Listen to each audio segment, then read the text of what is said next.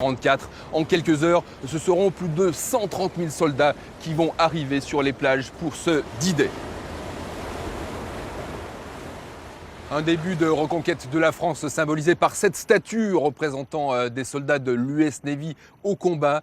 En ce D-Day était lancée la plus vaste opération militaire de tous les temps. Benoît Mousset nous fait revivre justement cette journée historique grâce à des images d'archives très rares. Le jour J qui a en fait commencé la veille de l'autre côté de la Manche.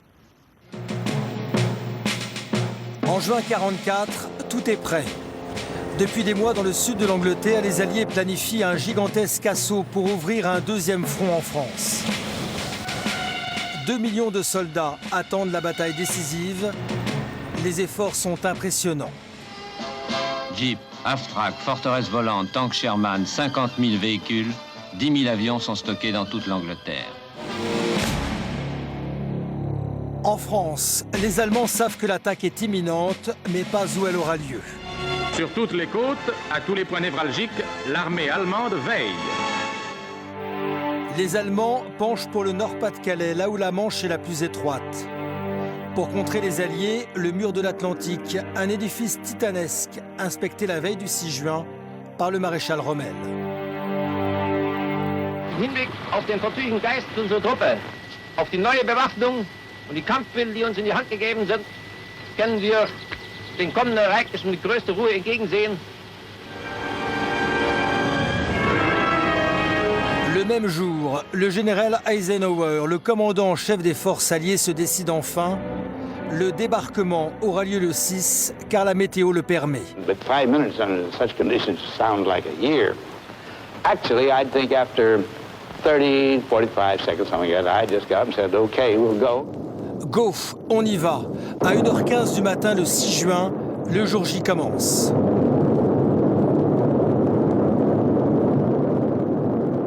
La bataille est d'abord aérienne.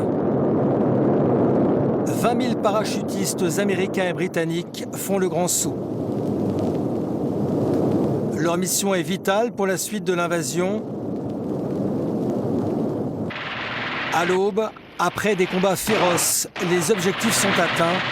Sainte-Mère-Église notamment est prise. Les sanglots longs des violons de l'automne. Pendant ce temps en mer, sur 35 km de front, cette incroyable armada vogue vers la France. 5000 bateaux, protégés par 700 navires de guerre, survolés par 13 000 avions et transportant 140 000 hommes de troupes.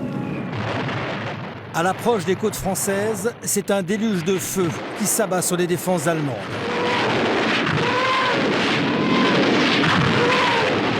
Le débarquement des troupes a lieu sur 5 plages. Elles portent tout un nom. Utah et Omaha pour les Américains, Gold, Juno et Sword pour les Britanniques et les Canadiens. À 6h30, les premières vagues d'assaut s'élancent.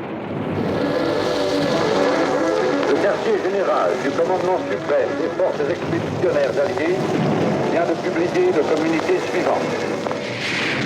Omaha Beach, c'est l'enfer. Les bombardements alliés ont raté leur cible. Les défenses allemandes sont intactes.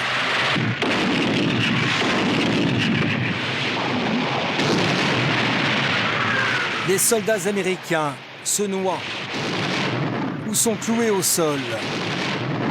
Entre la mer et la falaise, les pertes sont très importantes. En fin de journée, Omaha Beach est reprise. L'opération a réussi, mais à quel prix? 2000 morts. À Utah Beach, le débarquement se passe mieux. Les soldats américains s'enfoncent très vite à l'intérieur des terres et font leurs premiers prisonniers.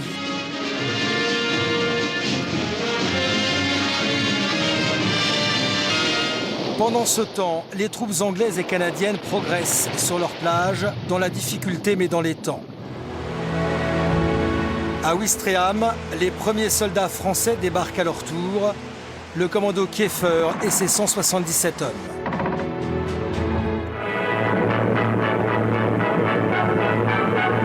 Le 6 juin au soir, la première phase du débarquement achevée, les généraux alliés respirent.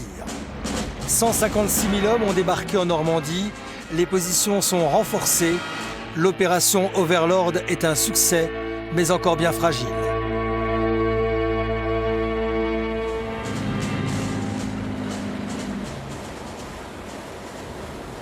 C'est donc ici, Bloody Omaha, la plage la plus sanglante du débarquement. 70 ans après, on a évidemment du mal à imaginer que cette immense étendue de sable fin fut un enfer. Restent quelques stigmates et les monuments du souvenir, comme cette œuvre monumentale, une œuvre contemporaine créée en 2004 à l'occasion du 60e anniversaire. C'est dans ce cadre hautement symbolique que nous avons donné rendez-vous à l'un des plus grands spécialistes du D-Day. Claude Quettel, auteur de nombreux ouvrages, qui vient de publier Le débarquement pour les nuls. Merci d'être avec nous sur la plage d'Omaha Beach. Les conditions de débarquement le 6 juin à l'aube étaient idéales. Pourquoi ? Il faut un débarquement à mi-marée montante parce que à pleine mer, les défenses allemandes ont été calculées de telle façon que le débarquement sera terriblement meurtrier et à basse mer, de la même façon, 2000 mètres plus loin, il sera de nouveau meurtrier. Donc, on considère que ce sont les meilleures conditions, sauf qu'à Omaha, rien ne marche comme prévu. Pourquoi ?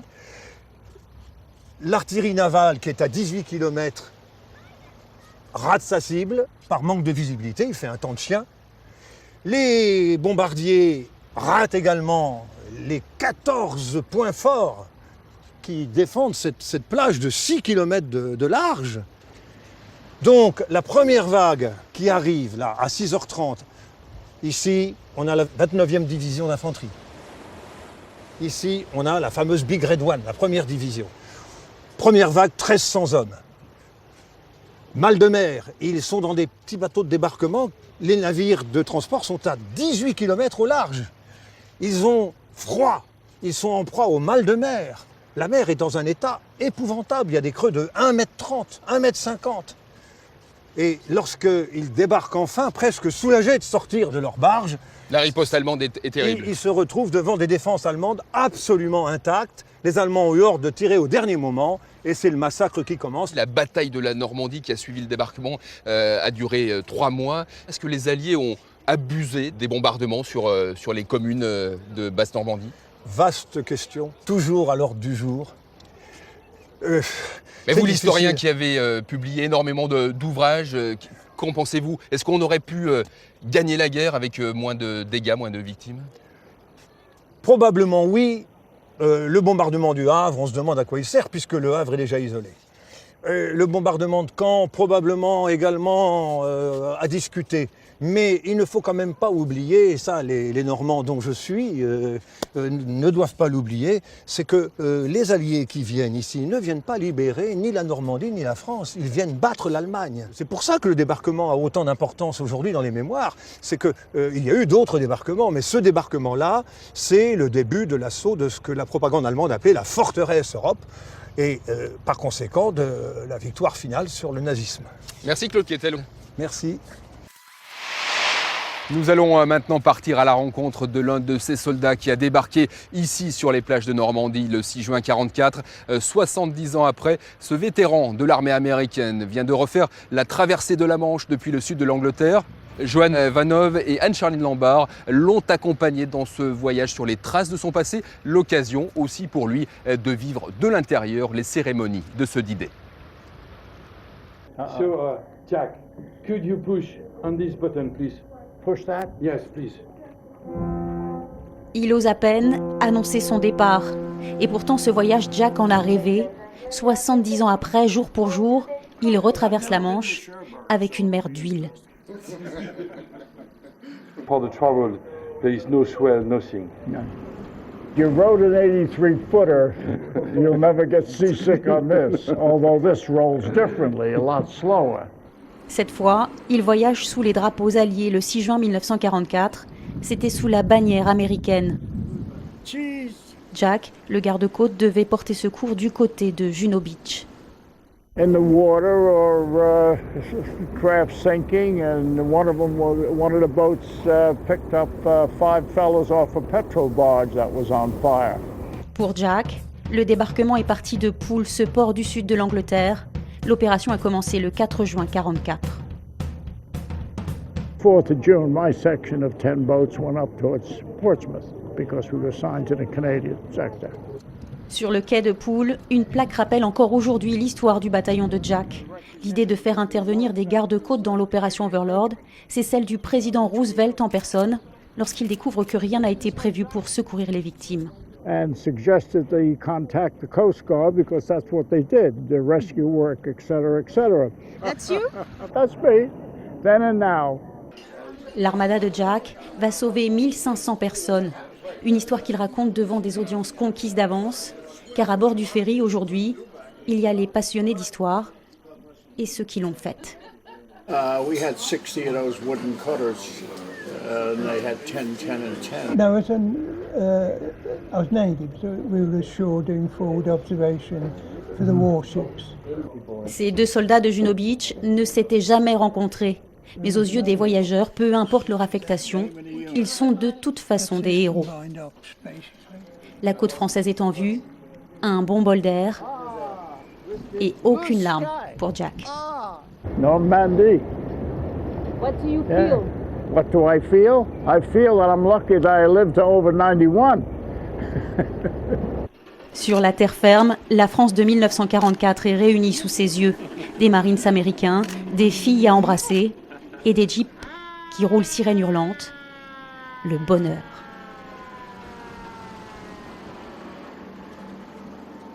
Nous sommes à présent sur les hauteurs d'Arromanches. C'est ici, au large de cette commune du Calvados, que dès le 7 juin, les Alliés ont commencé à construire un port artificiel sur plusieurs centaines de mètres, et même, vous le voyez, au large jusqu'à plus de 2 km. Un chef-d'œuvre du génie militaire qui a été édifié en moins d'une semaine. L'objectif, c'était bien sûr de faire venir le plus rapidement possible des munitions, des vivres, du carburant, sans oublier les renforts. 70 ans après, Arromanches reste l'un des hauts lieux du débarquement. Dans 48 heures, toute la Normandie sera de nouveau au centre du monde. On attend en effet plus de 200 000 visiteurs, des vétérans, sans oublier bien sûr la trentaine de chefs d'État et de têtes couronnées. Un impressionnant dispositif de sécurité a été mis en place sur terre, sur mer et dans les airs, comme nous l'explique Peggy Moget. Elle s'appelle Utah, Omaha, Gold, Juno et Sword, 5 plages qui s'apprêtent à accueillir les plus grands de ce monde. Et pour les recevoir, un impressionnant déploiement de forces de l'ordre, comme en témoigne cette colonne de près de 400 gendarmes motocyclistes qui se dirigent vers les côtes normandes. Le prince William et Kate. Dans ces dossiers, l'itinéraire des délégations officielles qu'ils seront chargés d'escorter. Mais un imprévu est toujours possible. Le Premier ministre. Au niveau du protocole, tous les chefs d'État, effectivement, on leur escorte. Là, c'est très protocolaire et c'est très organisé. Maintenant, on n'est pas à l'abri, effectivement, d'une demande impromptue d'une autorité X ou Y pour les déplacer en sécurité sur zone. Sécurité maximum sur les routes, en mer, mais aussi dans les airs. Des hélicoptères survolent en continu un périmètre long de 80 km. Les appareils sont équipés de caméras de haute précision. Toutes les cérémonies seront donc scrutées en temps réel depuis le ciel.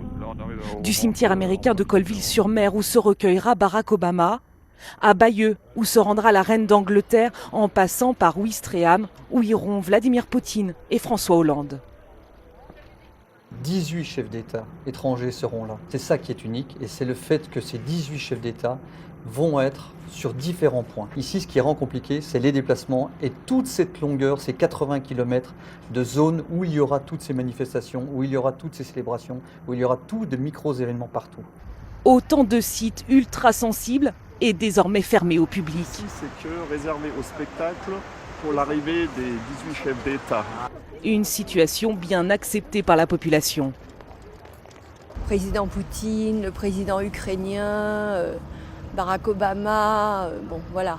C'est quand même la situation internationale est suffisamment tendue pour qu'on mette toutes les mesures de sécurité nécessaires en place. Au total, 12 000 hommes sont mobilisés pour assurer la sécurité de ce 70e anniversaire du débarquement. C'est l'un des plus imposants dispositifs que la France ait jamais connu.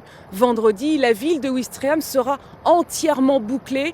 Tous les chefs d'État seront alors réunis sous ces chapiteaux derrière moi pour assister à une cérémonie d'hommage retransmise dans le monde entier. L'un des points d'orgue de ce 70e anniversaire, ce sera la venue ici au cimetière américain de Colville de Barack Obama. Le chef de la Maison-Blanche, accompagné de François Hollande, devrait se recueillir notamment sur les tombes des frères Roosevelt, les fils de l'ancien président américain, tous les deux morts pour la France. Ici au cimetière de Colville, il y a plus de 10 000 tombes, des croix parfaitement alignées sur plus de 70 hectares, des croix toutes tournées vers l'ouest, vers les États-Unis. Mais le cimetière de Colville n'est pas l'unique cimetière de Normandie qui rend hommage aux soldats tombés au front. Frédéric Maillard et Laure Linault se sont rendus dans les cimetières britanniques, canadiens, mais aussi allemands, chaque pays souhaitant honorer son devoir de mémoire. Il est le gardien de la mémoire d'Ouistreham, qu'il a libéré en moins de 5 heures aux côtés des Britanniques. 70 ans après le fracas des bombes, il est toujours debout, le soldat Léon, l'un des 177 commandos français du débarquement. À moins d'1 kilomètre de la plage où ils sont tombés au champ d'honneur, ses compagnons d'armes, menés par le commandant Kiefer, reposent ici. Car les familles, après de nombreuses générations, ça oublie, tandis qu'ici, la nation n'oubliera jamais. On savait ce qui nous attendait. Il nous a dit le 5, il dit voilà, vous savez ce qui vous attend. Il n'y a peut-être pas 10 d'entre vous qui reviendront intacts. Celui qui ne veut pas partir, qui vient me voir, j'en voudrais pas. Et tout le monde est parti, bien sûr. Quelques croix blanches, celles des Français, au milieu des tombes britanniques. Jeunes soldats de 20 ans. Cette terre est désormais anglaise, cimetière britannique à perpétuité, en hommage du sang versé des bérets verts. Il y avait un respect mutuel, vous savez. Le béret vert, ça ne se gagne pas comme ça. Pour le D-Day, les Canadiens, eux, étaient tous des volontaires. Voici les hommes de la famille Westlake, 3 générations. Pour la première fois, ils se rendent ensemble sur la tombe de leurs oncles, enterrés à l'ombre des érables du cimetière canadien de Bény-sur-Mer. Non, elles sont par là, je crois. Les Westlake sont à la recherche de 3 tombes, 3 frères, leurs 3 oncles.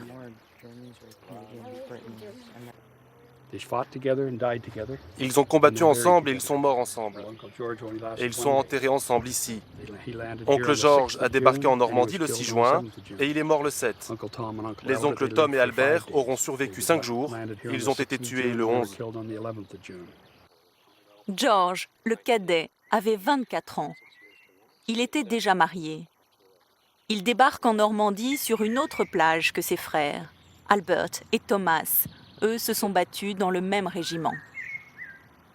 Ils sont morts dans les bras l'un de l'autre, comme une preuve d'amour pour toute la famille. Le 4e frère, John, dont ils sont les descendants, était lui resté au Canada. Il veut alors s'engager à son tour. Il voulait venir en France, venger la mort de ses frères, mais le Canada a refusé. C'en était trop pour une même famille. C'est pour cela que nous, aujourd'hui, nous sommes là, vivants, 70 ans plus tard. Alléluia, Alléluia, Alléluia, Alléluia. 5000 Canadiens ont perdu la vie pour libérer la Normandie. Christophe Collet ne serait pas là aujourd'hui si sa mère n'avait pas été sauvée en 1944, à l'âge de 7 ans, par les soldats canadiens. Aujourd'hui, ce prof d'histoire normand perpétue la mémoire. Une mémoire qui passe aussi par la réconciliation. Alors régulièrement, il amène des jeunes dans le cimetière allemand de la Cambe. Ici, on est dans un cimetière d'ennemis, mais pour vous, aujourd'hui, en 2014, ça n'a pas beaucoup de sens. Ici, on est dans un cimetière de victimes, des victimes d'un régime pour lequel ils n'adhéraient pas nécessairement. Ici, les tombes ne sont pas fleuries. Plus de 20 000 sépultures de soldats, enterrés 2 par 2. Il en manquerait 30 000, des soldats dont le corps n'a jamais été retrouvé. On ne sait pas ce qu'on aurait été, nous, à leur place, si on avait eu leur âge, si on avait vécu tout ce que eux ils ont vécu. Donc je trouvais ça important de venir là. Nous retrouvons le soldat Léon, l'un des derniers survivants français du D-Day. Avec sa femme britannique, qui elle aussi a fait la guerre, c'est une période de leur vie qui ne les a pas quittés. Ils nous montrent leurs photos préférées prises fin août 1944, celles des survivants du commando Kiefer. Léon et Dorothy vivent aujourd'hui en Normandie. Ils ont décidé de finir leur jour près des rivages du D-Day et de leurs camarades tombés au combat. Nous sommes juste au-dessus de la plage d'Omaha Beach, toujours au cimetière américain de Colville, en présence d'Alan Hemmelings. Bonjour, merci d'être avec nous. Vous êtes l'un des directeurs de ce cimetière. Des milliers de corps ont été enterrés ici après la guerre. Pourquoi d'autres ont été rapatriés aux États-Unis? En fait, c'était le choix des familles. La majorité des familles ont décidé qu'ils veulent que le corps soit rapatrié aux États-Unis.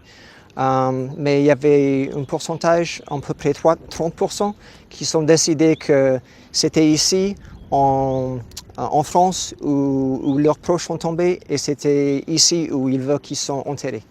Ici, il y a une atmosphère très particulière, une grande quiétude, même s'il y a des milliers de tombes. C'est une nécropole. Comment expliquez-vous cette atmosphère? C'était dans les visions des architectes américains, quand ils étaient en train de préparer le cimetière, de donner une ambiance aux visiteurs de la sérénité et de la paix pour tous ces soldats qui sont enterrés ici. 70 ans après le débarquement, que signifie pour vous la venue du président américain? Quel est le symbole? La Normandie est si symbolique pour les gens américains, le peuple américain. Et le président américain, il va être ici pour vraiment donner au peuple européen et les Français qu'on n'a jamais oublié le sacrifice de nos fils et filles pour la libération de l'Europe. Alan Hemmelings, merci beaucoup de nous avoir accueillis ici au cimetière américain. Good luck, bonne chance pour vendredi. Quant à moi, je reprends la route direction Sainte-Marie-du-Mont, l'une des premières communes françaises libérées en juin 1944.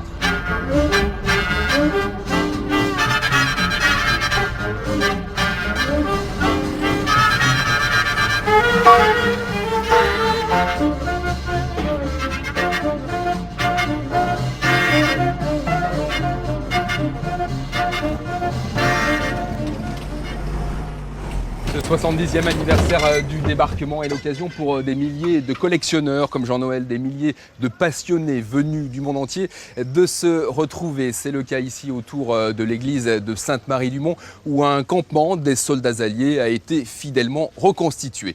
Alors parmi les objets mythiques de la Seconde Guerre mondiale, il y a une arme qui a joué un rôle essentiel pour la résistance et pour la préparation du D-Day.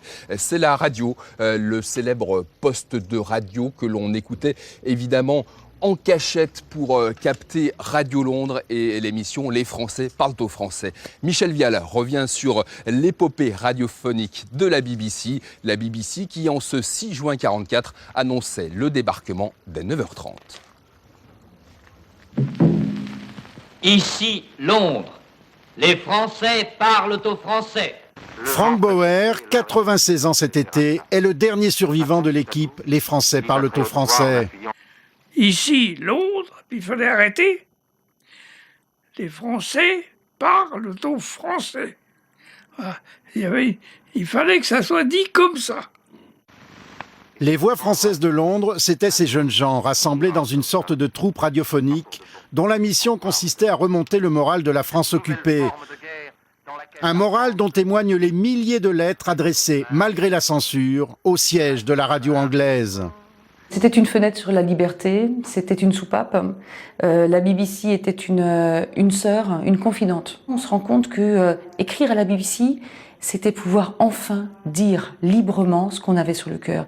C'est la bataille de France et c'est la bataille de la France. 6 juin 1944, le général de Gaulle annonce sur les ondes le débarquement allié depuis Bush House, le centre du service mondial de la BBC à Londres. Ici, Londres. Pendant 4 ans, des journalistes et chroniqueurs français se sont efforcés de rendre espoir, de distraire et d'informer, tout en contrant la propagande allemande. Radio Paris, Radio Paris ment, Radio Paris est allemand, ce monstre du maquis, combattant pour la France. La BBC a joué un rôle capital parce qu'elle a maintenu l'espoir parmi les Français dans la première période.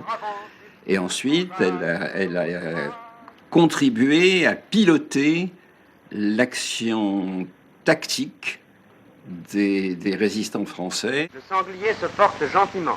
Des simples consignes pour contredire les Allemands aux messages codés destinés aux forces françaises de l'intérieur. Le service français de la BBC a su, en 4 ans, stimuler l'esprit de résistance face à un occupant de plus en plus violent.